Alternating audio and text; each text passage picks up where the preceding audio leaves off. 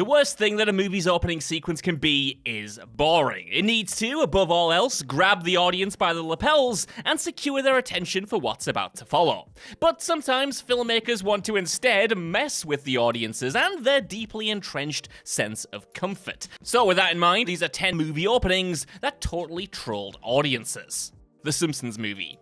When The Simpsons Movie was first announced, many questioned if there needed to be one at all. I mean, after all, wouldn't it basically just feel like paying top dollar to watch 4 TV episodes stapled together? And the film confronts this in its opening 2 minutes, when the Simpson family are watching an itchy and scratchy movie in the cinema. Homer eventually stands up and complains that, quote, "I can't believe we're paying to see something we get on TV for free. If you ask me, everybody in this theater is a giant sucker," end quote. At that moment, Homer turns his eyes directly towards us, the audience, as he points his finger and says, "Especially you." And then the movie's title sequence kicks off. While it's clear from the film's opening moments that The Simpsons Movie is a considerably slicker, more bigger budget affair than its TV counterpart, it's nevertheless pretty bold to insult paying customers while they've still got time to leave the screen and get a refund. The Descent. Hellboy director Neil Marshall's 2005 horror masterpiece, The Descent, is easily the Dog Soldiers director's best-loved film. A claustrophobic nightmare which sees a set of women besieged by cannibalistic monsters, when they venture far too deep into a remote cave system and become stuck. Which makes it surprising that this bleak, unrelentingly grim and gruesome movie opens with a happy family picking their beloved mum up from a fun white river rafting girls trip. Then there's a little awkwardness on the ride home, and then out of nowhere, dad and daughter alike are skewered by a passing truck's cargo. Right, there it is. So the unremittingly dark 2-hour nightmare begins. Start on a gory shock and work your way right back up to them, as the experts always say. Batman 1989.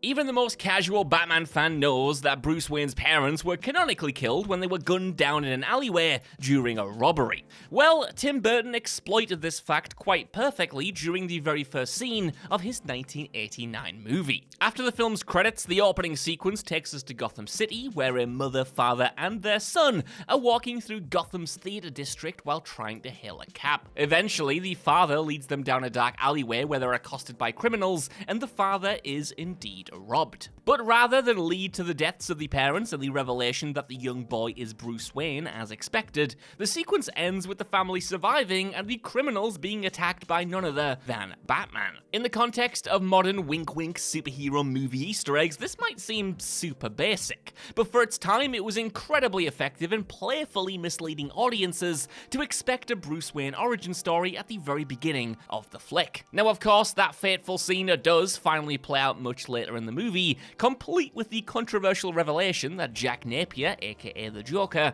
was the Waynes' killer all along, which some fans consider another act of trolling in itself. But I want to know what you guys think down in the comments actually. Do you think people would have loved this if the internet existed back then? Or do you think they would have been shaking their fists thinking, oh my god, that Tim Burton's just played us? Scream 4. It should come as no surprise, ironically, to see Master of Horror Wes Craven's name appearing on this list. Of course, Craven set the bar rather high for himself when it comes to trolling the audience early on with his first Scream flick back in 1996, which saw the film's biggest star, Drew Barrymore, being killed off in the opening scene. Spoiler, but I mean, come on, it's been 20 years. However, after reuniting with the scribe of the first 2 flicks, Kevin Williamson, the 4th film in Craven's quadrilogy saw the pair produce another brilliant opening, which leaves the audience wondering what the hell is going on. Both revealed to be meta openings to fictional films. First, teen TV stars Lucy Hale and Shanae Grimes are gruesomely offed after some witty back and forth. Then, True Blood's Anna Paquin bemoans this sort of smug, predictable, self-referential horror so much that Kirsten Bell skewers her with a knife. Which is another movie within a movie, and then the film actually begins. I need to lie down. Evil Dead Rise.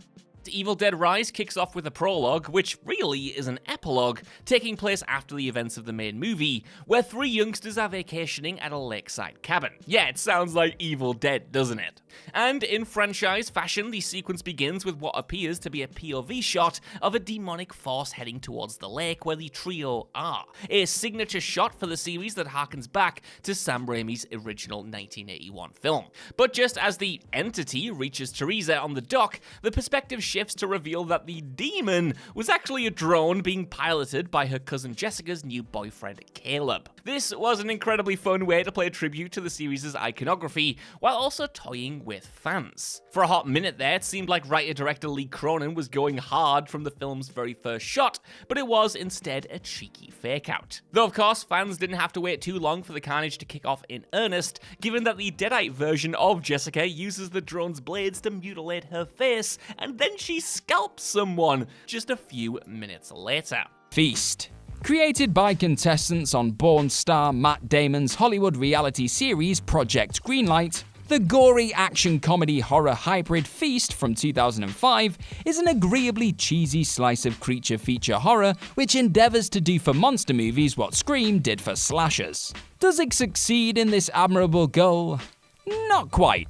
But like its contemporary Hatchet, there's a lot of guilty fun to be had in the process. This quality is never more obvious than in the audacious troll of an opening.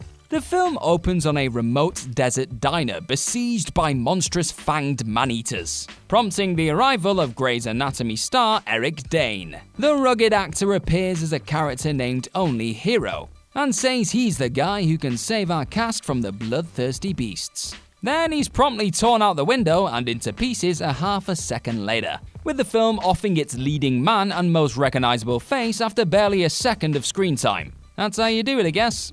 The Cabin in the Woods. The Cabin in the Woods is a movie wholly concerned with subverting every expectation the audience has by basically messing with them for 95 minutes. And that mission statement is made clear from the very first scene, which rather than introduce us to the ill-fated characters heading to the cabin, takes place in a dull office setting as two engineers share some mundane workplace chit-chat. The pair eventually head into the wider sprawling facility where they learn vague details of a failed international operation, before the scene abruptly ends on a freeze frame complete with the movie's title splashed over the screen. The scene then shifts to the opening audiences probably expected to see, that being a seemingly more typical introduction to the film's protagonists. On the film's DVD commentary, co-writer Joss Whedon admitted that the opening scene in the lab was supposed to confuse audiences and make them think that they sat down in the wrong screen in the cinema. Moreover, Whedon had to convince Lionsgate that it wouldn't simply make people leave the screen altogether, which thankfully it didn't. Guardians of the Galaxy. Not all non-horror trolling openings are comedic in nature. Just look at 2014's Guardians of the Galaxy, a slice of space-set sci-fi action comedy which won both critical and commercial acclaim upon its 2014 release. The MCU adventure came from former Troma helmer James Gunn after a string of more mature, subversive flicks like 2006's Slither and 2010's Super. So the once controversial director really needed to make it clear that this one was a kid-friendly family blockbuster. And what better way than opening on a small child's mother losing her battle with cancer. Oh boy. Yes, okay, so said kid is then almost immediately whisked off for an interstellar adventure. And this crazy bleak opening isn't referenced again until the otherwise cheery film's climax. But still, a daring way to open a fun family film, it must be said. Arrival. In the case of Denis Villeneuve's Arrival, the audience isn't trolled for the sake of comedy at all, but rather deceived in order to deepen the movie's emotional through-line, and boy, does it work out in the end. See, this sci-fi masterpiece begins with a devastating montage depicting the birth of protagonist Louise Banks' daughter, before leaping forward to reveal that their daughter dies at 12 years of age due to an incurable illness. The typical rules of cinematic language being accepted as they are, the audience quite reasonably reasonably assumes that this is Louise's backstory. But near the end of the movie, we actually learn that it hasn't happened yet in the timeline. Rather, by learning the language of the extraterrestrials who visited Earth in the film, Louise develops a non-linear perception of time, allowing her to see events that, in a causal sense, haven't actually happened yet, including the birth and death of her daughter. While on an initial viewing, Louise's opening monologue about time and memory, where she says memory, quote, doesn't work how she thought it did, might seem a little flowery and philosophical, but once we know the truth, it takes on a whole other meaning. Rewatching Arrival, the opening scene hits in a completely different, totally ingenious way. Tragedy Girls. Still wildly underrated, the 2017 indie horror comedy Tragedy Girls is the latest in a long line of genre hybrids which use the conventions of the slasher subgenre to comment on horror's wider socio-political implications. The film opens on a serial killer pursuing a teen victim, until he's outsmarted and kidnapped by a pair of young girls who reveal themselves to be far worse but better organized murderers. The rest of the film follows their gleeful murder spree, all of which they pin on said killer. A pitch-black twist on the genre's conventions, this one flips expectations from the very first reel. Team America World Police. Though it wasn't a surprise to anyone that Team America World Police was a political comedy shot entirely with puppets, the opening seconds of the movie surely gave many audience members pause to consider just how robust said puppets might be. The story kicks off in Paris with a super basic painted backdrop of the city, before a stereotypically French puppet waltzes into frame. More to the point, the puppet and the entire scene looks insanely cheap. But before viewers can start heading to the lobby in pursuit of a refund, the shot pulls out to reveal that what we're actually watching is a puppet being puppeteered by another considerably more articulate puppet. More to the point, the shot keeps pulling back to reveal a bustling Parisian street packed with many other puppets, as matches the value promised by the film's uproarious trailers. All the same, Matt Stone and Trey Parker really had everyone going with those lo-fi initial moments. Poetic Justice. Sitting down to 1993's Poetic Justice, a minute into the movie, most viewers are likely to be lost already. Want to know who this woman seducing Billy Zane is and how they know each other? So do the characters of Poetic Justice, because this opening scene is actually a scene from a fake movie they're watching within the movie. The next shot cuts to the drive-in theatre where our heroine sits with her current beau.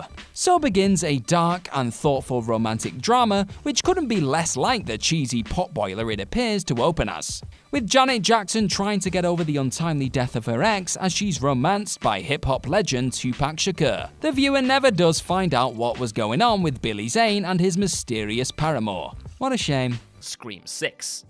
The marketing for Scream 6 couldn't stop promising that its iteration of Ghostface would be very different from the rest, and so fans got incredibly excited when the film's pre-title sequence unfolded in a most unexpected manner. The scene begins with film professor Laura Crane, played by the always excellent Samara Weaving, being lured into an alleyway and killed by Ghostface, who, after murdering her, immediately removes his mask to reveal his identity, that being Jason Carvey, one of her students. Given that this was the first time in the series that any Ghostface had been unmasked prior to the climax, it seemed to suggest that Scream 6 would be seriously disrupting the series' rigid structure, and apparently unfold with the audience already well aware of Ghostface's identity the entire time. A Scream movie with the whodunit aspect stripped away is risky, but 6 movies into a series, these are the sorts of gambles that are mostly encouraged. Yet this daring upending of the series' formula turns out to be short-lived, as Jason is consequently killed by the series' real Ghostface, effectively making him a copycat footnote. The Exorcist.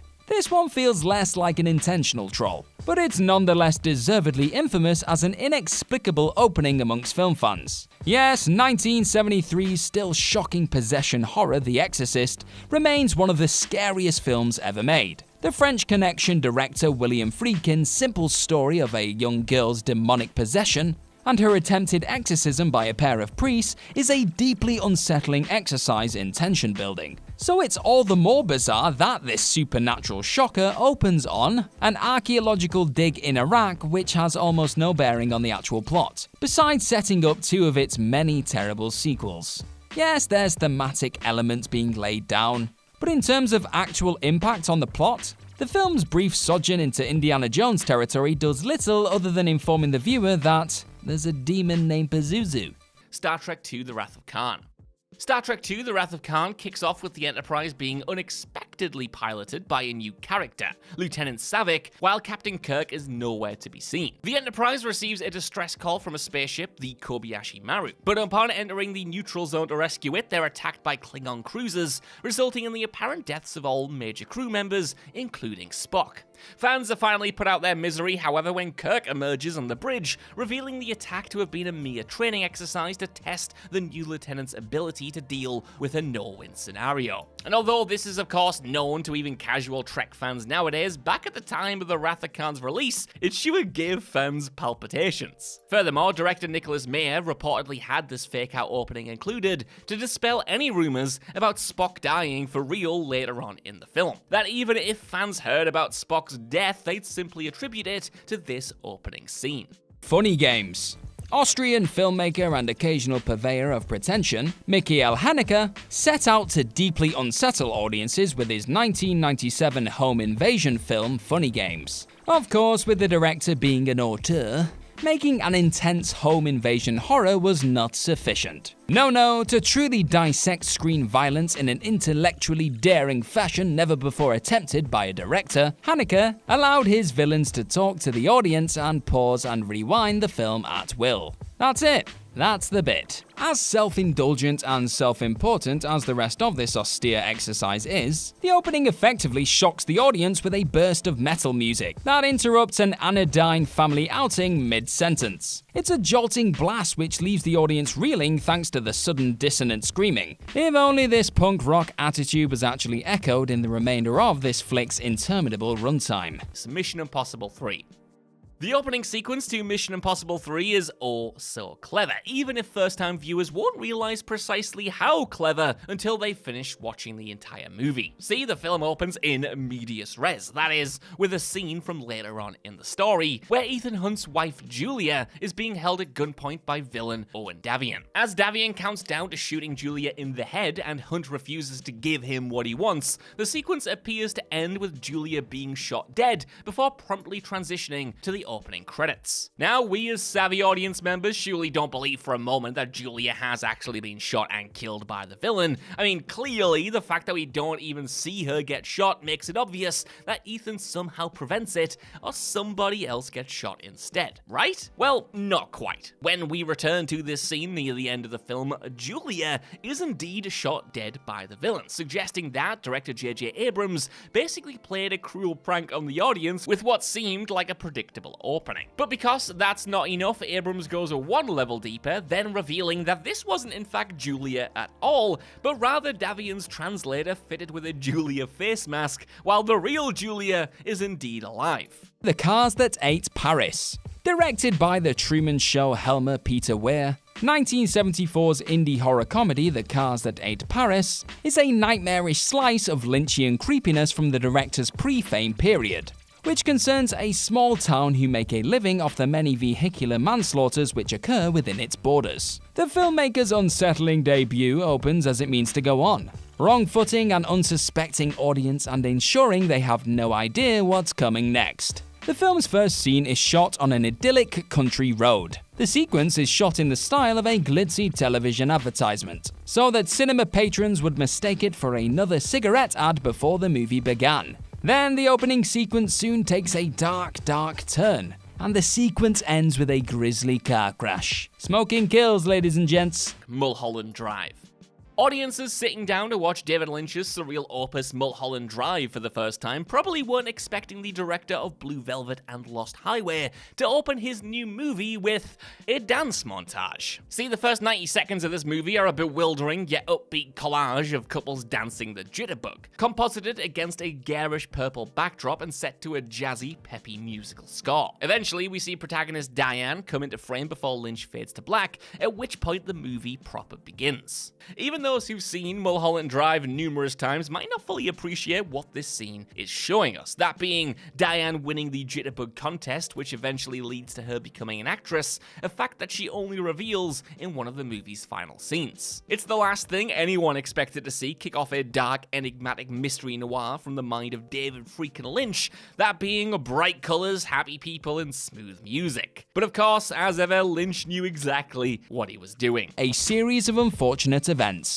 Adapted from Daniel Handler's highly successful, unusually dark children's series of the same name, 2004's A Series of Unfortunate Events is not a movie without its flaws. That said, whilst the flick may soften the mean-spirited apathy and aporia which made the original novels so beloved, it does benefit from a classic villainous performance from Jim Carrey. Amongst the uneven adaptation's other highlights is the opening sequence, a scene which pulls a truly audacious troll for a family film. This sardonic kids flick opens as a cutesy kids animated movie, committing to this joke long enough to feature a full set of beautiful stop-motion credits, before abruptly pulling a record scratch bait and switch trick and introducing its real and real dark story. It's a neat trick designed to warn young viewers and their parents that this is far from a typical family film. And as imperfect as the finished product is, it's hard not to admire this sort of daring.